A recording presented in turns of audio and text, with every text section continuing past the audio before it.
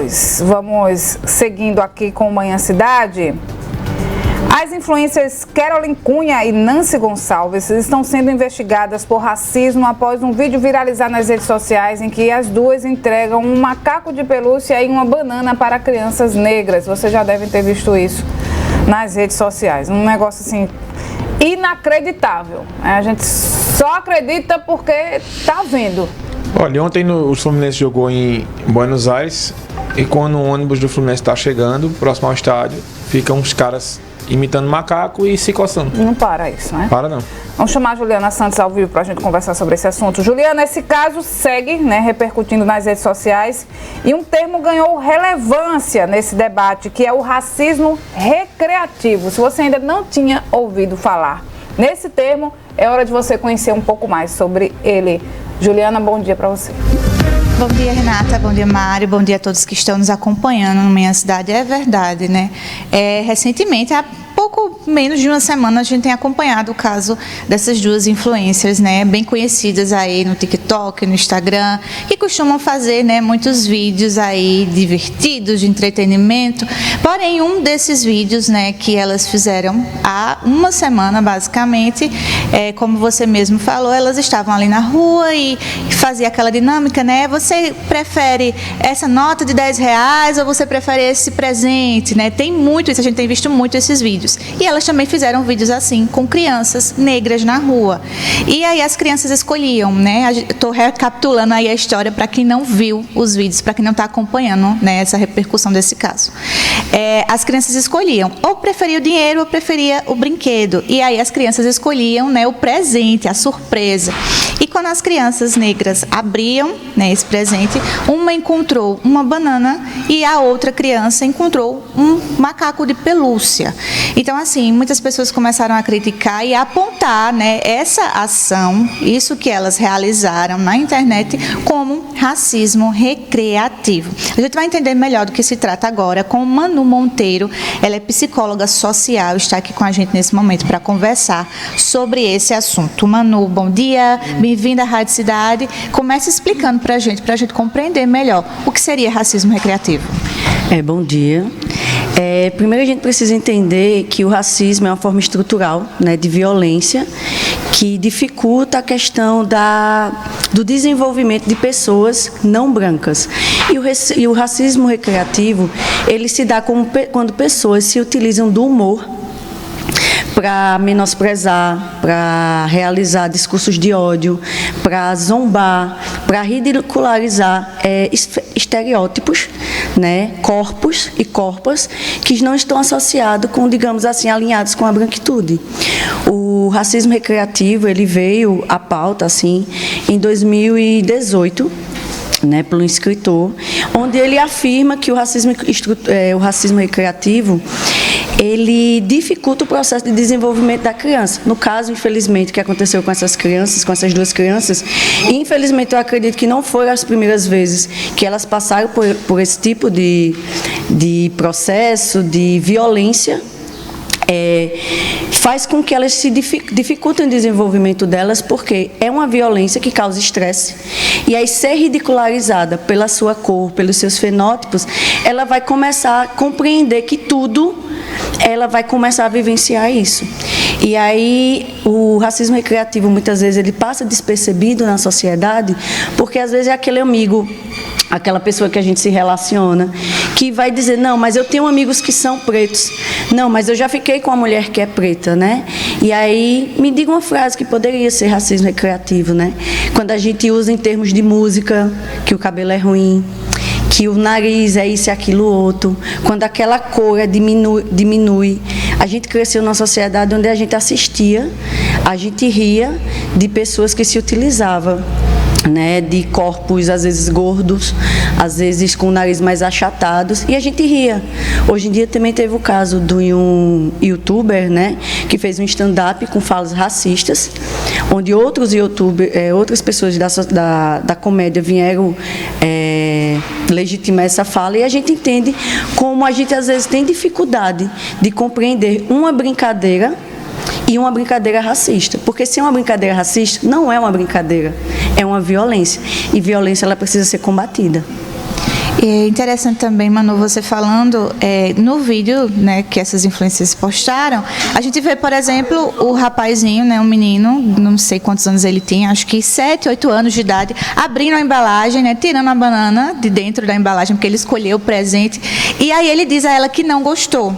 Ele se sente, de certa forma, a gente percebe, né, o quanto ele se sentiu ali humilhado, incomodado ali com aquela situação que foi filmada. Como é que fica o psicológico dessas crianças que enfrentam esse racismo, que passam por situações como essa no dia a dia, por exemplo?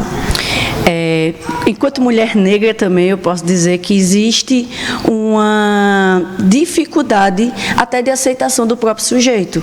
Porque se todo momento, desde criança, eu sou ensinado que meu cabelo é feio, que minha cor não serve, que eu vou ter menos direitos garantidos quanto o outro que me se apresenta, eu começo a ter questões de, primeiro, não aceitar. Né? Por isso que a gente tem tanta dificuldade em as pessoas se legitimarem nesse lugar enquanto pessoas pretas. Porque, inclusive, nas escolas, a gente não faz trabalhos pedagógicos para estruturar que somos descendentes de reis e rainhas, mas sim que somos descendentes de escravos. E não é o fato. Então, o primeiro problemática está aí. Ninguém quer ser descendente de escravos, né? Fomos pessoas escravizadas. Então, a gente precisa compreender que se essa criança ela aprende desde o primeiro momento que ela se entende como ser humano, ela não serve, ela não cabe, ela precisa mudar para estar numa sociedade racista, a gente precisa reverter todo esse processo para que essa criança também não esteja se violentando. Hoje existe estatística que a maior população que comete suicídio é da população preta, é da população LGBTQIA+. Por quê? Porque essas são, desde que criança, sofrem esse tipo de violência, de forma de humor. A gente está cansado, gente, de ver na TV, né, nos rádios, brincadeiras que as pessoas dizem, olha, eu não gostei. E as pessoas, Big Brother, a gente teve o caso, né, da questão do cabelo, que ele comparou ao homem das cavernas. Fomos equiparados a uma percepção de animalescos, né? E aí, quando a gente vê um jogador no time de futebol, o que é que ele passou enquanto criança para chegar até ali, para se autoafirmar? As violências foram imensas. E quando ele ainda está lá, está exercendo uma qualidade em relação ao profissionalismo que ele escolheu fazer, ele é chamado de macaco. E aí toda uma infância que está estruturada numa violência vem à tona. Então, assim, não é brincadeira, né? A gente precisa entender que o recreativo também ele não se adere só à questão da criança e à pedagogia da criança, não tem nada a ver. O racismo recreativo é uma ferramenta do racismo estrutural que se arquiteta para, mais uma vez, se colocar a questão do sujeito negro como uma classe inferior à pessoa não branca, à pessoa branca, né? A questão dessas brincadeiras, né, que muitas pessoas acham inofensivas, que na realidade não são, que precisam ser trabalhadas, né, que a gente precisa compreender. Manu, como é que a gente identifica o racismo recreativo? Como é que a gente combate, né, como sociedade? Como é que a gente pode fazer isso? A gente diz que o racismo recreativo ele está muito alinhado às microagressões, porque ele vem às vezes de uma forma sutil. Imagina que você às vezes se relaciona com uma pessoa branca e ela muitas vezes vai brincar com o seu cabelo, vai brincar com sua pele. E aquilo a gente precisa entender, não é brincadeira. Aquilo ali, você independente, está passando por uma violência.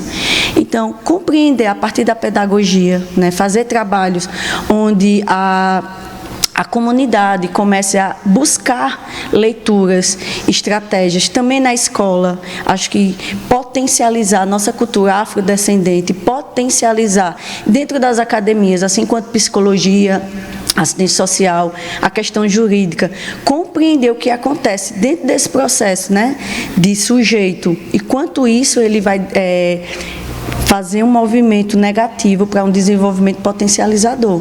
E aí, enquanto pessoas, cidadãos, né, eu posso denunciar. Porque, assim, a gente primeiro precisa entender que não é uma brincadeira, é uma violência.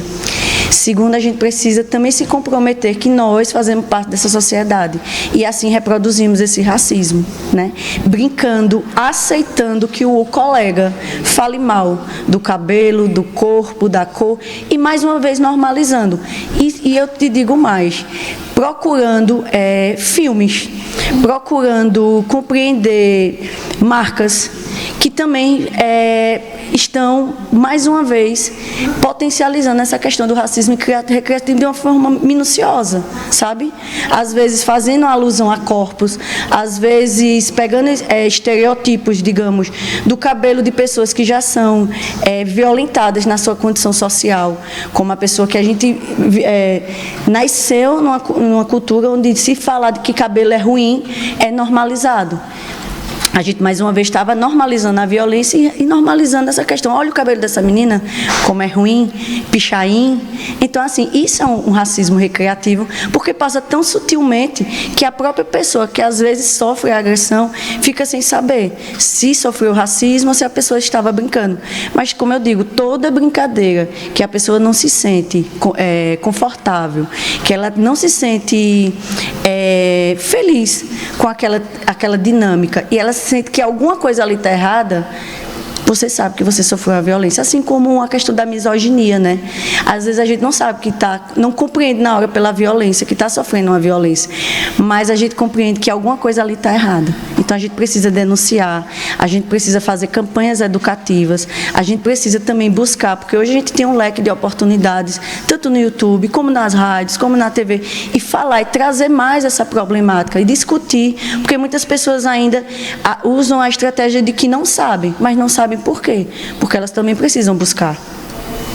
Entendido. Manu Monteiro aqui com a gente, psicóloga social, trazendo, né, orientações importantes aí sobre esse assunto, racismo recreativo, né, que a gente ouviu bastante falar esses últimos dias e que a gente precisa compreender, entender do que se trata, que é uma vertente aí do racismo estrutural. E outra coisa, né, eu aproveito aqui para reforçar, que era apenas considerado como injúria racial, mas que ele é só um crime contra a honra, né, isso mais recentemente também passou a ser tipificado como crime de racismo, né? E foi retirado, inclusive, do Código Penal e posto na lei específica contra discriminação racial, ou seja, racismo recreativo é crime e precisa ser visto como tal, né? Não é apenas uma brincadeira, é crime. Renata.